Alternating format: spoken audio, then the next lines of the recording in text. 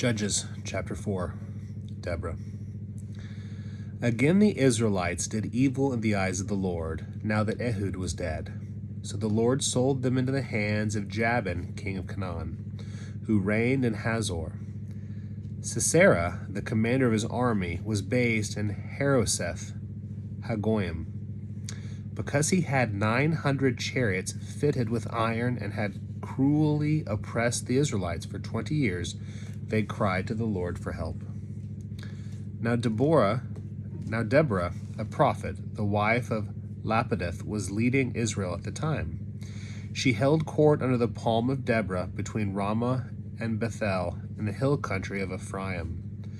And the Israelites went up to her to have their disputes decided.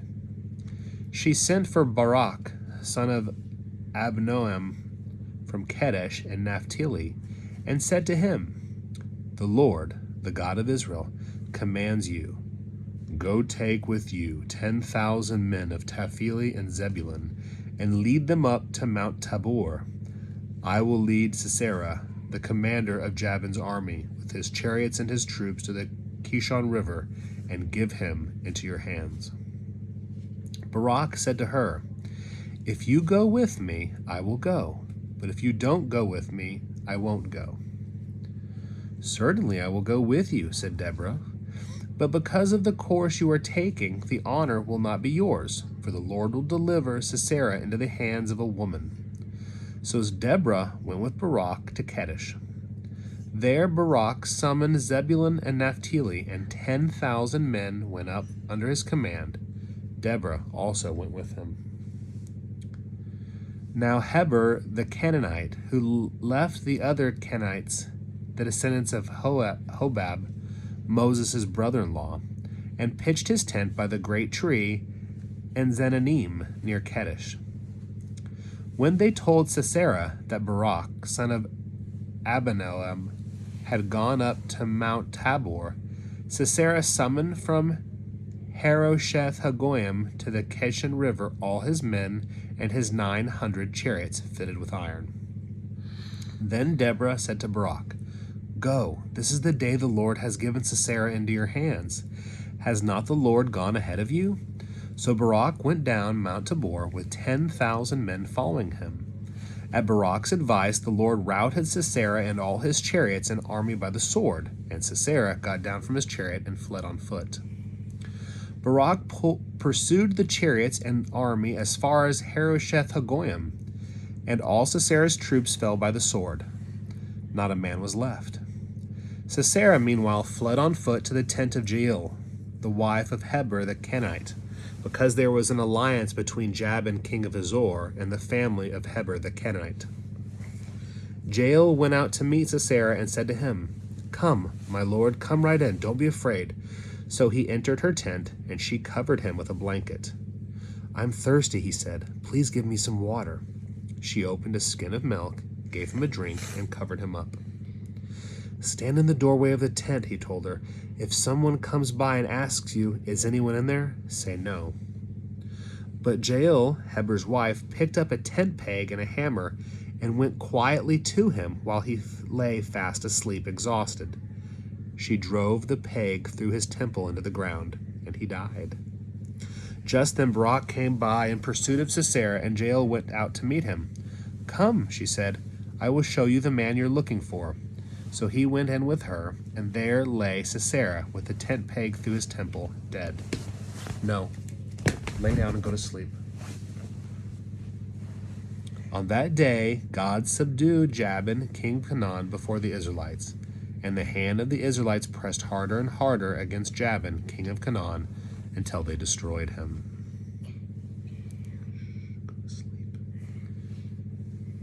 Judges chapter 5, the Song of Deborah.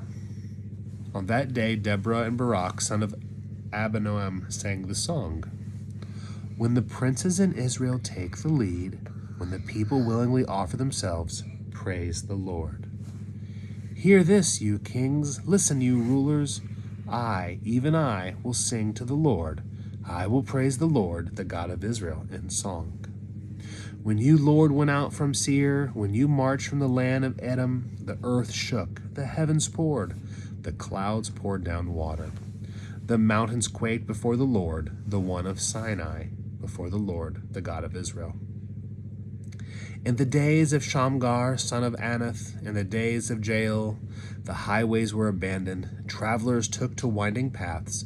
Villagers in Israel would not fight. They held back until I, Deborah, arose, until I arose, a mother in Israel. God chose new leaders when war came to the city gates, but not a shield or spear was seen among 40,000 in Israel. My heart is with Israel's princes, with the willing volunteers among the people. Praise the Lord. You who ride on white donkeys, sitting on your saddle blankets, and you who walk along the road, consider the voice of the singers at the watering places. They recite the victories of the Lord, the victories of the villagers in Israel. Then the people of the Lord went down to the city gates. Wake up, Deborah. Wake up, break out in song. Arise, Barak, take captive your captives, son of Abinoam. The remnant of the nobles came down. The people of the Lord came down to me against the mighty. Some came from Ephraim, whose roots were in Amalek. Benjamin was with the people who followed you. From Machir, captains came down. From Zebulun, those who bear a commander's staff. The princes of Issachar were with Deborah. Yes, Issachar was with Barak, sent under his command into the valley. In the districts of Reuben there was much searching of heart. Why did you stay among the sheep pens to hear the whistling for the flocks? In the districts of Reuben there was much searching of heart. Gilead stayed beyond the Jordan. And Dan, why did he linger by the ships? Asher remained on the coast and stayed in his coves. The people of Zebulun risked their very lives. So did Naphtali on the terraced fields. Kings came, they fought. The king of Canaan fought. At Tanakh, by the waters of Megiddo, they took no plunders of silver. From the heavens the stars fought. From the courses they fought against Sisera. The river Kishon swept them away, the age-old river, the river Kishon. March on, my soul, be strong. Then thundered the horses' hooves. Galloping, go his mighty steeds. Curse Meroz, said the angel of the Lord. Curse its people bitterly, because they did not come to help the Lord against the mighty. Most blessed of women, Bejiel, the wife of Heber the Canaanite, most blessed of tent-dwelling women. He asked for water, and she gave him milk. In a bowl fit for nobles, she brought him curdled milk. Her hand reached for the tent peg, her right hand for the workman's hammer. She struck Sisera, she crushed his head. She shattered and pierced his temple. At her feet he sank. He fell, there he lay. At her feet he sank, he fell. Where he sank, there he fell dead. Through the window peered Sisera's mother. Behind the lattice she cried out, Why is his chariot so long in coming? Why is the clatter of his chariot delayed? The wisest of her ladies answered her. Indeed, she keeps saying to herself, Are they not finding and dividing the spoils? A woman or two for each man. Colorful garments as plunder for Sisera. Colorful garments embroidered, highly embroidered garments for my neck. So this is all his plunder. So may all your enemies perish, Lord, but may all who love you be like the sun when it rises in its strength. Then the land had peace for 40 years. Judges chapter 6, Gideon. The Israelites did evil in the eyes of the Lord, and for 7 years he gave them into the hands of the Midianites. But because the power of Midian was so oppressive, the Israelites prepared shelters for themselves in mountain clefts, caves, and strongholds. Whenever the Israelites planted their crops, the Midianites, Amalekites, and other eastern peoples invaded the country. They camped on the land and ruined the crops all the way to Gaza, and did not spare a living thing for Israel, neither sheep nor cattle nor donkeys. They came up with their livestock and their tents like swarms of locusts. It was impossible to count them or their camels. They invaded the land to ravage it. Midian so impoverished the Israelites that they cried out to the Lord for help. When the Israelites cried out to the Lord because of Midian, he sent them a prophet who said, "This is what the Lord, the God of Israel, says. I brought you up out of Egypt, out of the land of slavery. I rescued you from the hand of the Egyptians, and I delivered you from the hand of all your oppressors. I drove them out before you and gave you their land. I said to you, I am the Lord your God. Do not worship the gods of the Amorites, in whose land you live, but you have not listened to me." The angel of the Lord came and sat down under the oak and Oprah that belonged to Joash the Abiezrite, where his son Gideon was threshing wheat in a winepress to keep it from the Midianites. When the angel of the Lord appeared to Gideon, he said, "The Lord is with you, mighty warrior." "Pardon me, my lord," Gideon replied, "but if the Lord is with us, why has all this happened to us? Where are all his wonders that our ancestors told us about when they said, 'Did not the Lord bring us up out of Egypt?' But now the Lord has abandoned us and given us into the hand of Midian." The Lord turned to him and said, "Go in the strength you have and save Israel out of Midian's hand. Am I not sending you?" "Pardon me, my lord," Gideon replied, "but how can I save Israel? My clan is the weakest in Manasseh, and I am the least in my family." The Lord answered, "I will be with you, and you will strike down all the Midianites, leaving none alive." Gideon replied, "If now I have found favor in your eyes, give me a sign that it is really you talking to me. Please do not go away until I come back and bring my offering and set it before you." And the Lord said, "I will wait until you return." Gideon went inside, prepared a young goat, and from an ephah of flour he made bread without yeast. Putting the meat in a basket and its broth in a pot, he brought them out and offered them to him under the oak. The angel of God said to him, "Take the meat and the unleavened bread, place them on the rock, and pour out the broth." And Gideon did so.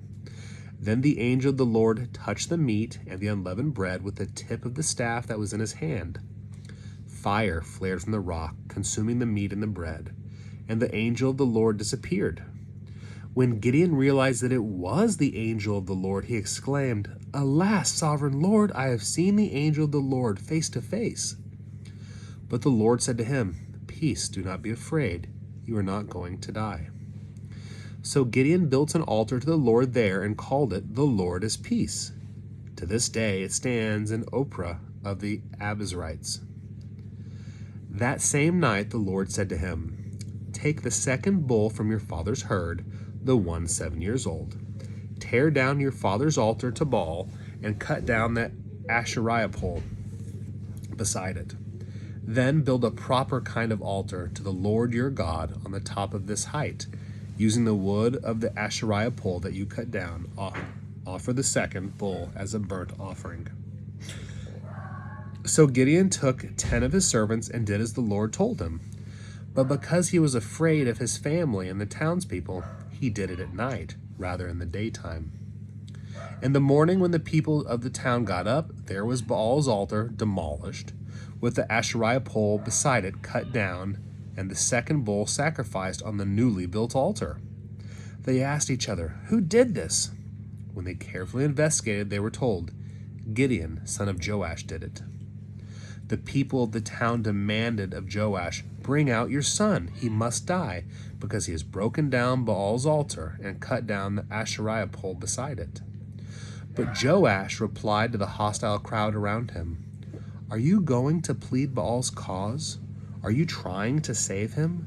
Whoever fights for him shall be put to death by morning. If Baal really is a god, he can defend himself when someone breaks down his altar."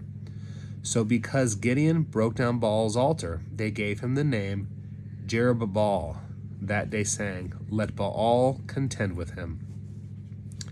Now all the Midianites, Amalekites, and other eastern people joined forces and crossed over the Jordan and camped in the valley of Jezreel. Then the Spirit of the Lord came on Gideon, and he blew a trumpet, summoning the Abiezrites to follow him. He sent messengers throughout Manasseh, calling them to arms, and also into Asher, Zebulun, and Naphtali, so that they too went up to meet him. Gideon said to God, "If you will save Israel by my hand as you promised, look, I will place a wool fleece on the threshing floor. If there is dew only on the fleece, and all the ground is dry, then I will know that you will save Israel by my hand as you said." And that is what happened. Gideon rose early the next day. He squeezed the fleece and wrung out the dew, a bowl full of water. Then Gideon said to God, "Do not be angry with me. Let me make just one more request. Allow me one more test with the fleece, but this time make the fleece dry, and let the ground be covered with dew." That night God did so. Only the fleece was dry. All the ground was covered with dew.